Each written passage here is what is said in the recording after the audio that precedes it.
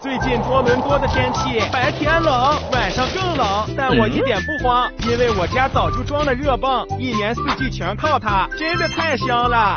那么为什么越来越多家庭都在用热泵设备呢？首先，热泵是一种高效节能的选择，可以实现冬天制暖，夏天制冷。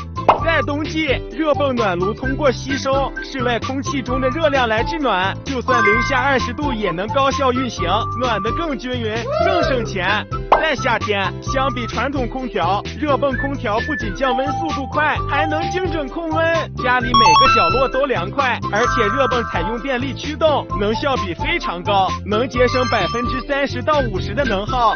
最后，热泵设备运行时噪音特别小，晚上睡觉完全不用担心吵到人，适合有小朋友或老人的家庭。总之，一台设备搞定4季，真的太省心、省钱又省力了。选择一家冷暖专业团队，按照你家户型和需求量身定制方案哦，快电话我们吧。